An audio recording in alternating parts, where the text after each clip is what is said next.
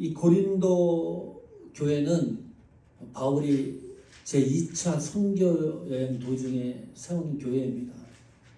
아시아권 선교를 목표했습니다. 그런데 하나님이 강권적으로 유럽 지역으로 선교 여행 방향을 재조정을 했습니다. 이 고린도는 지금의 어디죠? 그리스입니다. 지중해와 에게를 잇는 아주 지리학적으로 중요한 지점에 위치하고 있던 것이 고린도입니다. 바울 당시는 로마 지배하에 있었습니다. 아가야 지방의 수도가 고린도였습니다. 이 고린도에는 특이한 게 있습니다.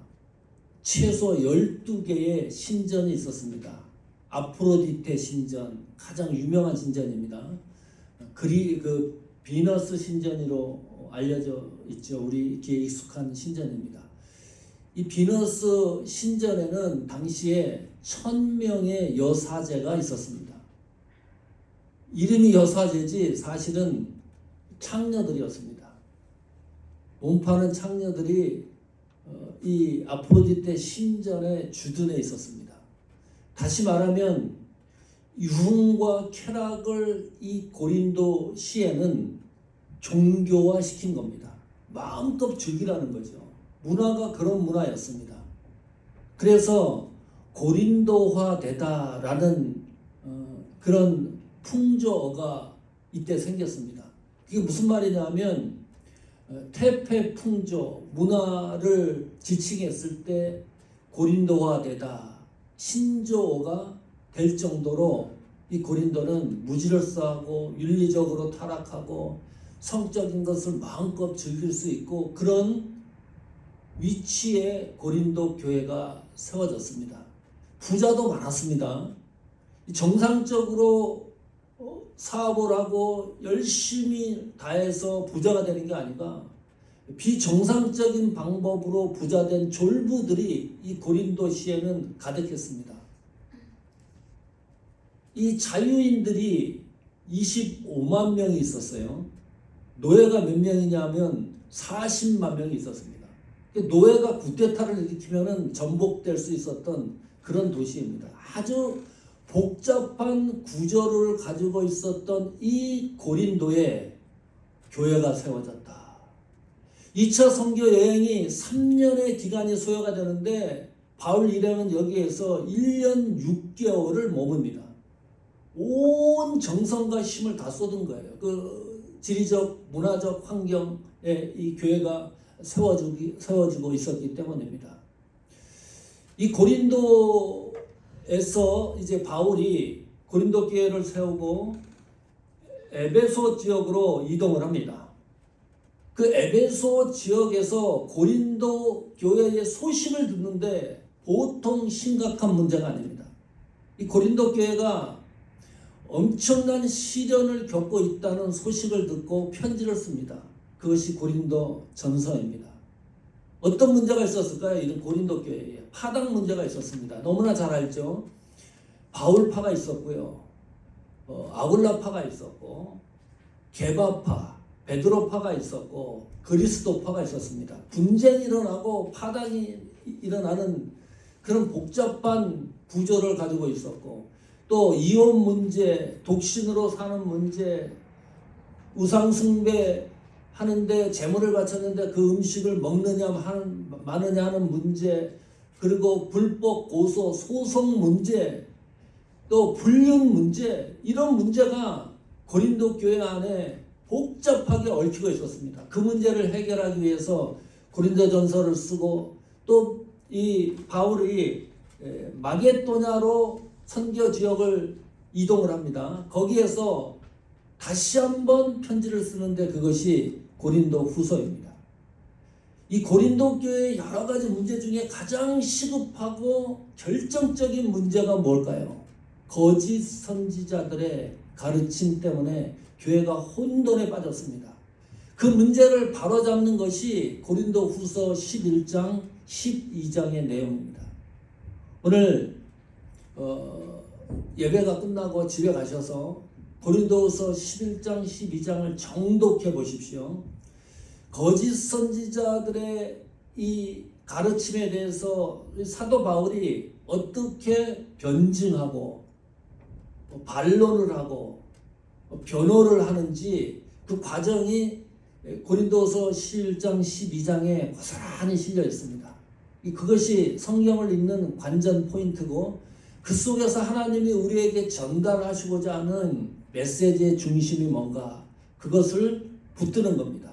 자, 그러면 고린도 교회의 이 거짓 선지자들의 잘못된 가르침이 뭘까? 고린도후서 11장 4절입니다. 같이 읽어봅니다. 만일 누가 가서 우리가 전파하지 아니한 다른 예수를 전파하거나 혹은 너희가 받지 아니한 다른 영을 받게 하거나 혹은 너희가 받지 아니한 다른 복음을 받게 할 때에는 너희가 잘 용납하는구나, 잘 받아들였다. 이 거짓 선지자들의 가르침이 세 가지로 축소됩니다. 다른 예수를 가르쳤다. 두 번째, 다른 영을 가르쳤다. 세 번째, 다른 복음을 가르쳤다. 그런데 바울이 가르친 것과는 완전히 상이한데도 불구하고 그 거짓 선지자들의 잘못된 가르침을 너무나 빠르게 흡수하는 거예요. 바울이 그 소식을 듣고 가만히 있을 수 없잖아요. 그래서 고린도 후서를 쓰는 겁니다. 거짓 선지자들의 특징이 이겁니다. 다른 예수를 전한다.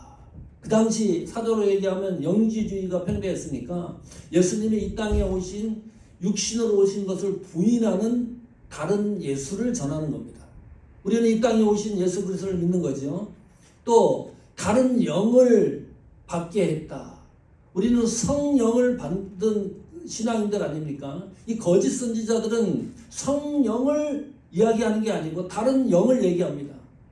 공포감, 두려움을 갖게 해가지고 자기들을 신봉하게 만드는 방법을 연구를 해요. 그래 악한 영을 받을 수 있도록. 그래 악한 영이 한번 빠지면 헤어나오기 힘듭니다.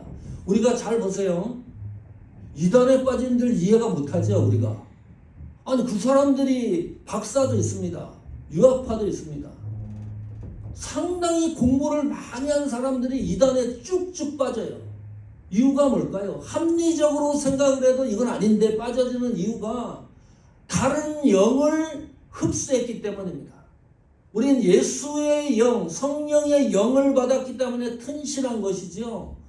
다른 영을 받으면 백발백중 아무리 지식이 높다 그래도 빠지게 되어 있습니다. 그리고 여기 보면 또 다른 복음입니다. 예수 그리스도가 없는 복음입니다. 구원과 관계없는 복음입니다. 예수님 외에도 구원이 있다는 복음을 이 거짓 선지자들이 교회에 들어와가지고 혼돈스럽게 만드는 거예요. 혹시 허경영이라고 압니까? 아 대단한 사람이래.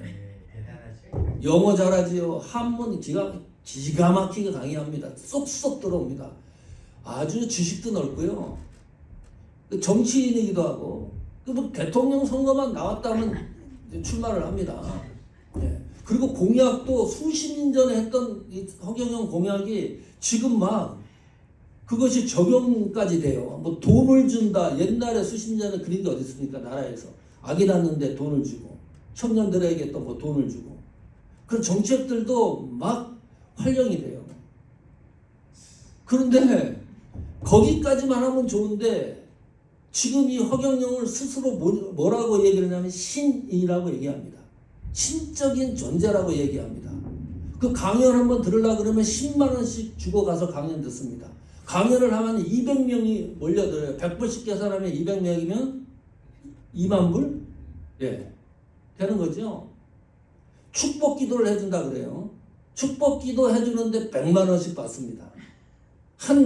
그 TV에 나온 거 보니까 뭐 열심히 해주는 것도 아니에요. 뭐 신경 정신이 이상하다. 너 고침 받았다. 신경 정신에 아무 변명이 없는데 고침 받았다고 얘기하고 천국에 들어가라. 천국 가는 거예요. 뭐 병이 낫다 그러면 낫는 거예요. 100만 원 주고. 그 소개를 어떻게 하느냐? 2000년 만에 오신 예수 재림이다. 3000년 만에 오신 미륵이다. 아니 재림 예수면 재림 예수 거기다 또 무슨 또 미륵이 이게 완전히 신격화 됐어요. 신이 됐다니까 이 허경영이라는 사람이. 이 거짓 선지자들이 종국에는 어디로 가느냐? 자기가 신이에요. 그래야 돈이 됩니다. 300만 원을 주면 내 이름 명패를 쫙 방에다가 싹 걸어놨습니다. 천국 가는 티켓을 받습니다. 300만 원 주면.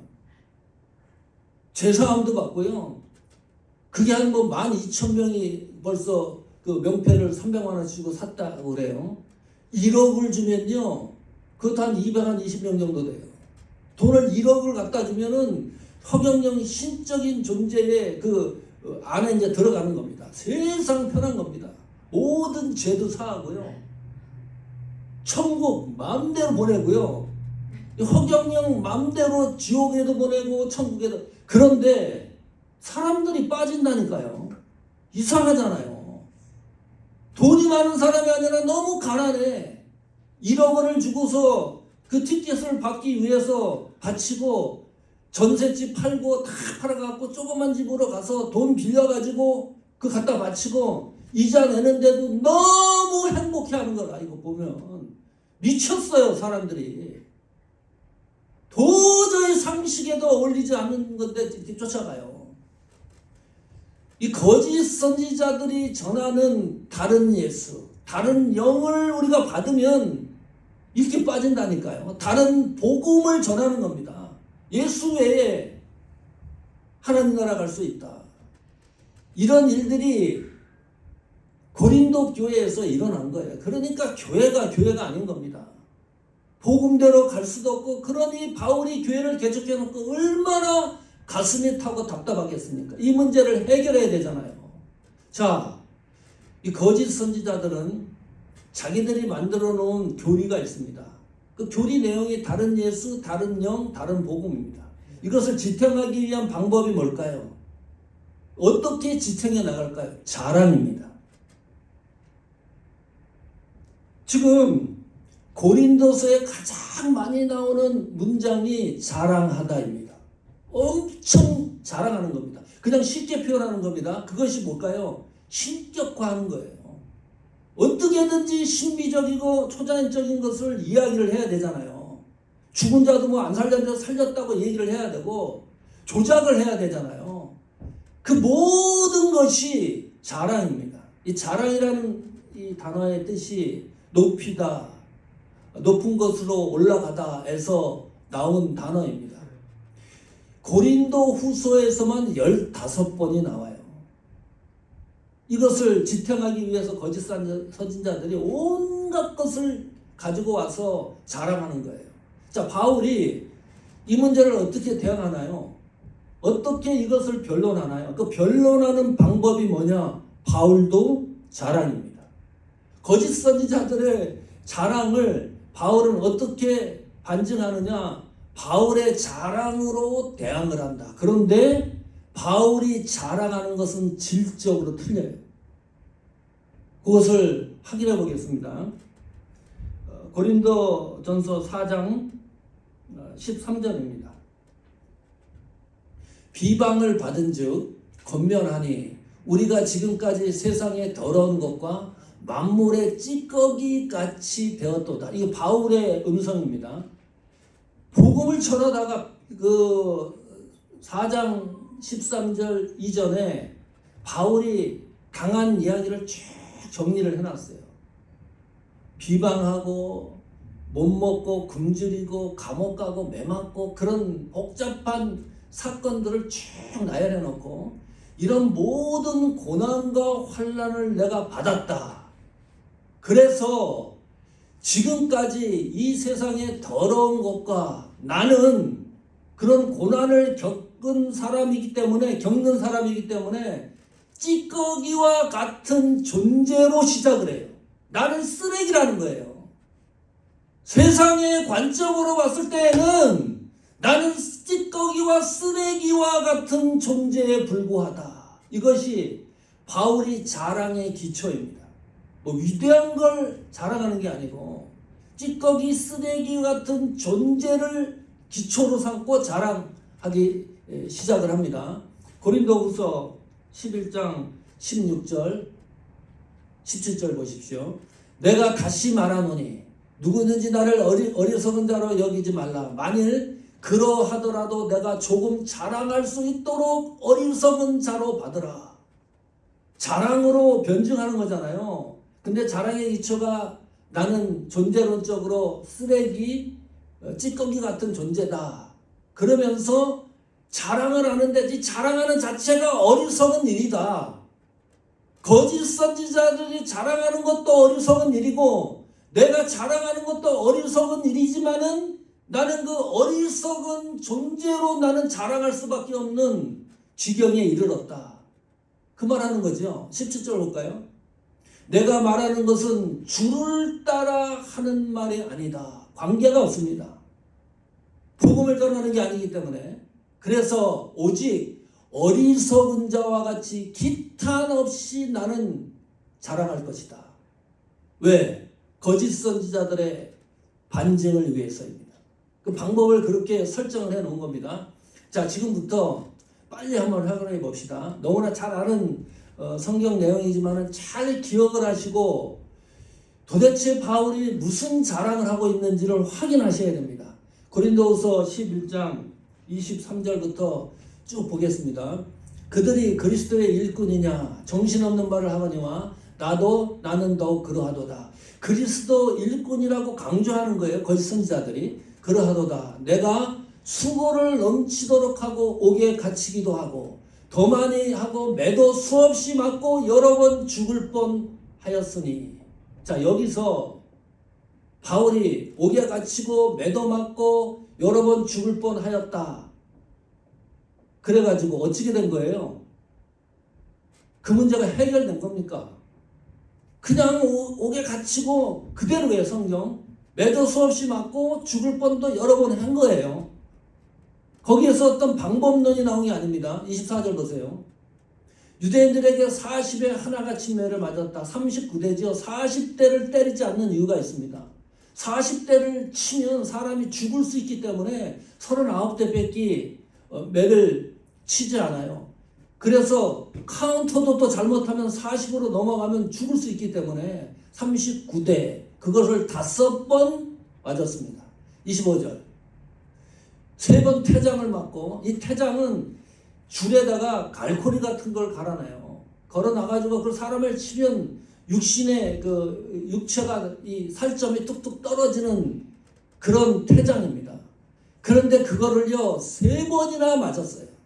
돌로 맞고 3번 파선하고 일주야를 깊은 바다에서 지냈다. 27절 26절 여러 번 여행하면서 강의 위험, 강도의 위험, 동족의 위험, 이방인의 위험, 시내 광야, 바다 환경의 위험, 형제들의 위험을 그대로 고스란히 당했다.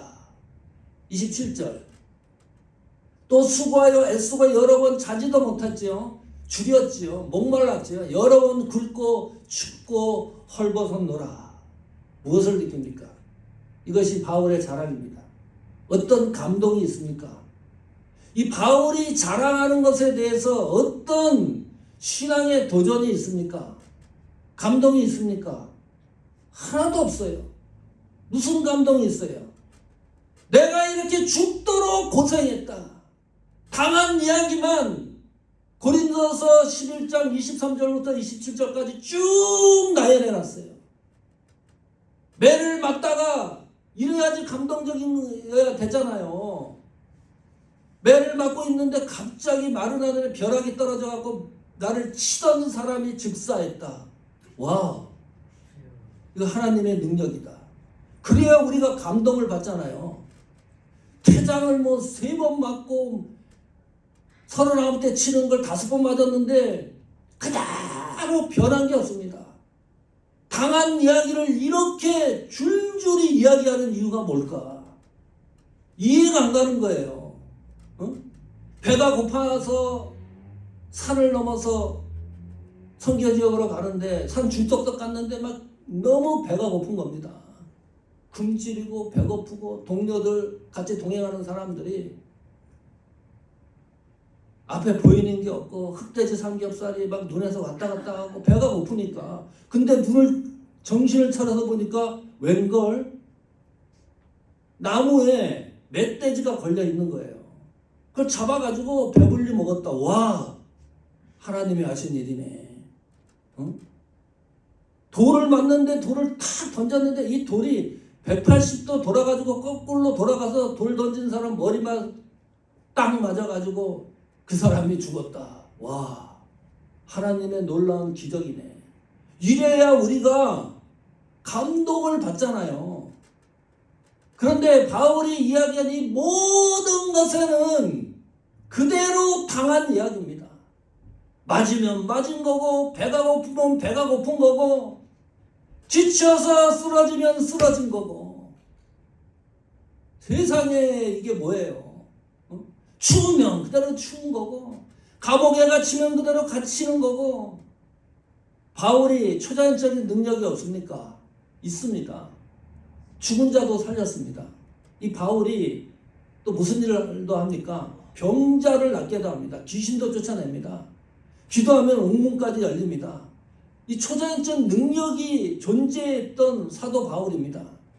그렇다면 고린도서 11장 23절부터 27절까지 바울이 자랑하고 있는 이 내용들에서 바울의 초자연적인 역사를 우리가 볼 수가 없습니다. 그것은 바울이 성경을 쓰면서 이거는 그냥 뺀 거예요. 그냥 실수가 아닙니다.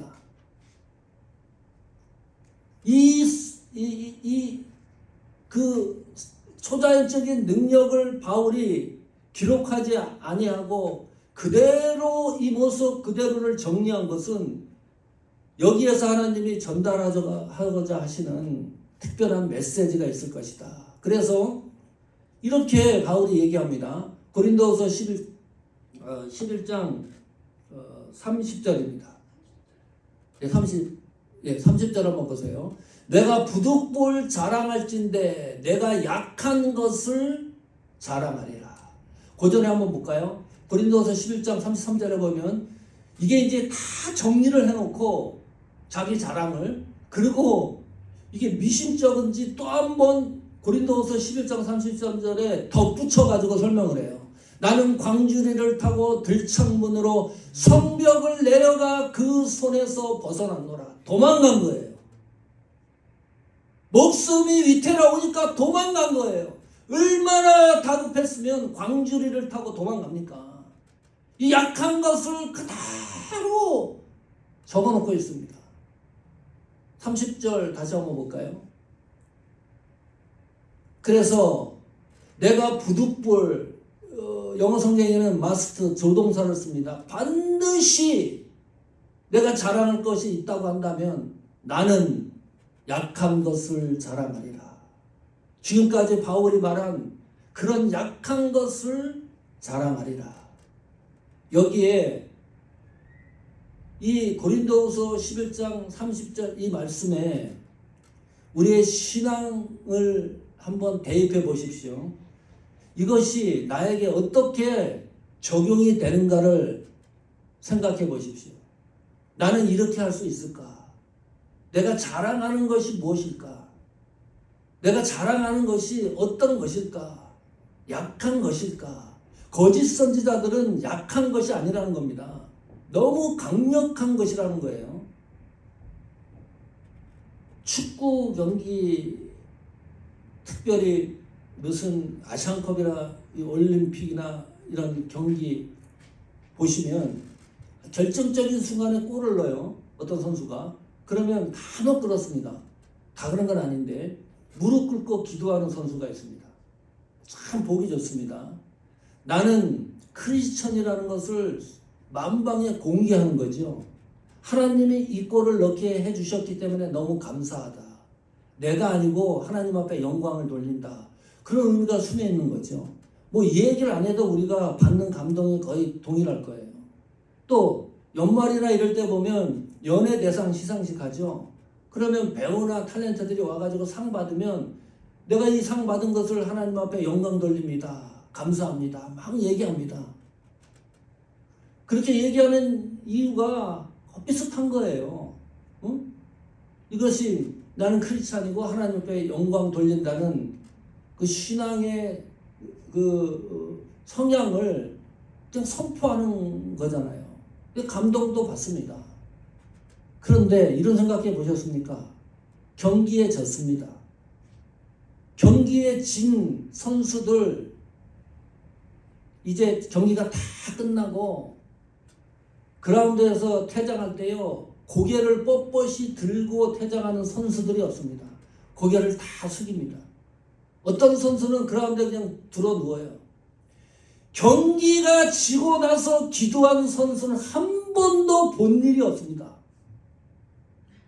내가 지금까지 살면서 연예대상 상을 받지 못하고 난 상 받지 못한 이 사실을 하나님 앞에 영광 돌린다고 이야기하는 사람을 단 한 번도 인터뷰 기사에서 본 일이 없어요. 어떤 경기에도 그래요. 우리가 하나님 앞에 영광 돌린다고 생각을 하면 무슨 생각을 하느냐? 최고가 되어야 돼요. 부자가 되어야 돼요. 사람들이 상상 못하는 일을 해야 돼요. 그래야 하나님 앞에 영광 돌린다고 생각을 합니다. 바울이 당한 걸 생각해 보세요. 그게 무슨 놈의 영광입니까? 하나님 앞에. 하나도 영광스럽지 않다. 하나도 바울이 당한 고난과 고초에서 그 문제가 해결된 게 하나도 없어요. 무엇이 복음입니까? 안 되는데도 하나님 앞에 영광 돌리는 것이 복음입니다. 내가 실수해서 넘어졌는데도 하나님 앞에 영광 돌리는 것이 복음이에요. 몸이 아픈데도 하나님 앞에 영광 돌리는 것이, 약한 것이 다른 사람은 모르지만은 그것이 하나님 앞에 영광이 되기 때문에 자랑하는 것이, 이것이 기독교적인 복음이에요. 이게 이제 교회 안으로 들어왔어요. 이런 사조가. 그래가지고 교회 안에서도 우월주의가 판을 칩니다. 모든 게 잘 돼야 돼요. 신앙의 우월주의도 있고 믿음의 우월주의도 있습니다. 잘내야 돼요. 돈도 많이 벌어야 돼요. 사업도 잘 되고 모든 게 잘 돼야 돼요. 잘 되는 것만 하나님께 영광이라고 생각을 합니다. 바울처럼 고난당하고 십에 붙이고 쓰러진 것은 아무것도 아닌 것으로 교회 안에서도 그래요. 그렇게 결정을 하고 판단해 버립니다. 그러면 고린도서 11장 30절 같은 이 말씀은 아무 우리에게 도움이 안 되는 겁니다. 이게 무슨 복음이 되고 이것이 무슨 하나님의 말씀이에요. 그런 사조로 가득 차 있다 그러면 내가 부득불 자랑할진대 약한 것을 자랑하리라. 약한 것을 자랑하리라. 결정적 이유가 뭘까? 왜 바울은 약한 것을 이토록 자랑하는 것일까? 결정적 이유가 있습니다. 고린도후서 11장 28절입니다. 같이 읽습니다. 이외의 일은 고사하고 아직도 날마다 내 속에 눌리는 일이 있으니 곧 모든 교회를 위하여 염려하는 것이라. 바울이 약한 것을 자랑하는 이유가 뭡니까? 모든 교회를 위하여 염려하는 마음 때문입니다. 이게 뭔가요? 이것을 한 단어로 얘기하면 무슨 말인가요? 이외의 일을 고사하고 너무나 많은 약한 것들이 나를 사로잡고 있는데 그럼에도 불구하고 날마다 분초마다 내 속에서 나를 눌리는 것이 있는데 그것이 뭐냐? 교회를 위하여 염려하는 겁니다. 교회를 위하여 염려하는 것, 이것이 사명입니다. 이것이 바울에게 준 사명입니다. 이것이 바울에게 하나님이 맡기신 사역 때문입니다. 이 사명 때문에 약한 것을 자랑하는 거예요. 이해하십니까? 그래도 이해 안 가실 거예요. 아직. 이게 무엇이라고 바울은 이 사명이라고 하는 이 사실 때문에 그 약한 것을 우리가 봤을 때 아무것도 아니고 고생하고 넘어지고 쓰러진 이야기뿐인데 그런 이야기를 하는 것일까? 근데 바울은 그렇게 자랑하는 이유를 사명 때문이라고 얘기합니다. 거짓 선지자는 그런 거잖아요. 너희에게 주신 소유가 왜 너희 것으로 착각하라고 자랑질하냐? 그렇게 잘 살고 부유한데 왜 왕처럼 자랑질하냐? 왜 하나님이 받아야 될 영광을 너희가 몽땅 받으면서 그 영광을 가르쳐서 왜 이렇게 자랑질하냐? 바울은 사명 때문에 약한 것을 자랑하는 겁니다. 거기에 또 다른 이유가 있습니다. 고린도후서 11장 12장 9절입니다. 나에게 이르시기를 내 은혜가 내게 족하도다. 이는 내 능력이 약한 데서 온전하여 짐이라. 사명을 감당하는데 온전해지는 일이 있기 때문에 약한 것을 자랑하는 거예요. 그래도 이해가 안 갈 겁니다.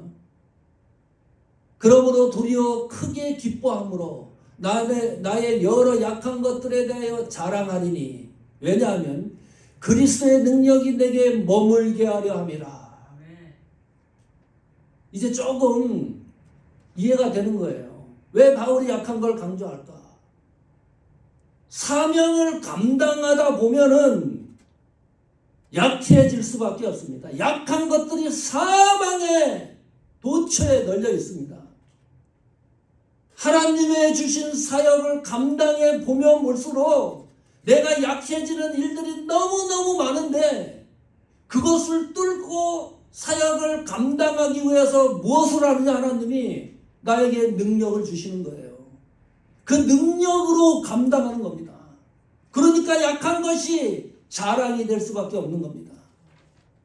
멋있지 않습니까? 너무 멋있지 않습니까? 이게 믿음이고 신앙입니다.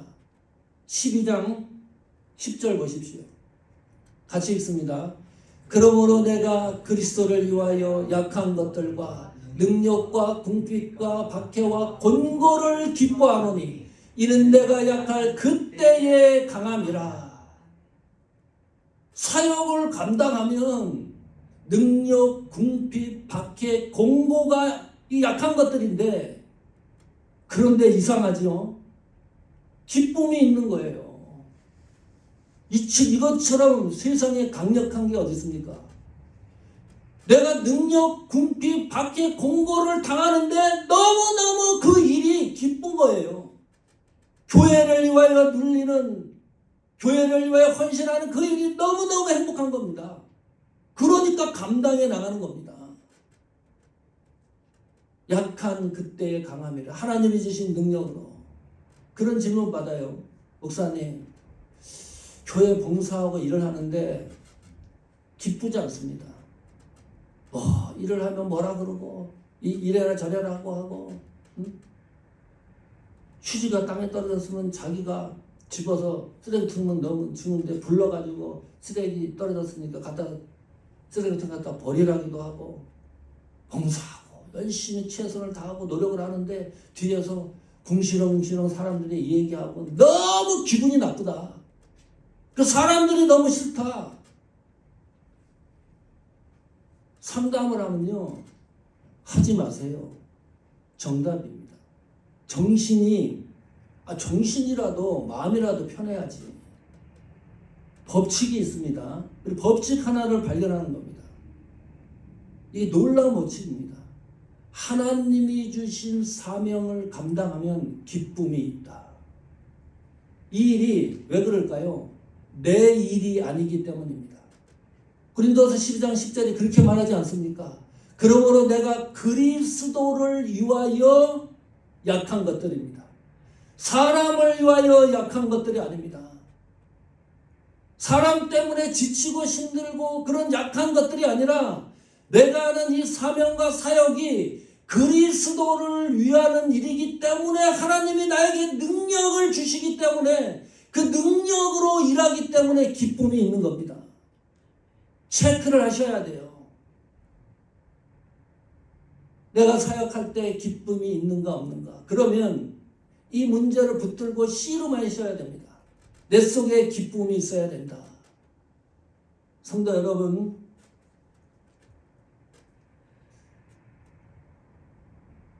고린도후서 11장 12장은 바울이 거짓 선지자들의 변론에 대해서 반응하는 변증의 내용들입니다. 그 가운데 그것을 자랑의 문제로 이끌어서 거짓 선지자들의 자랑과 우리 성도들의 자랑의 틀림을 선명하게 규명하고 있습니다. 사모하는 교회의 장로의 사역이 내 속에서 늘 기쁨이 충만하기를 축원합니다. 사모하는 교회 권사로서의 사역이 내 속에 너무너무 기쁜 감동이 식지 않기를 축원합니다. 사모하는 교회 집사로서의 사역이 너무 기쁜 거예요. 너무 약한 것들이 나를 힘들게 하고 지치게 하고 쓰러지게 하고 능력 국비 박해 공고가 사망에 도사리고 있는데도 불구하고 기쁨이 있는 이유는 하나님의 능력으로 주신 사역을 감당하기 때문입니다. 이 말씀으로 우리에게 맡겨주신 교회, 또 우리에게 맡겨주신 개인에게 맡겨주신 사역을 감당함으로 하나님 앞에 영광이 되는 삶의 경주가 되기를 축원합니다.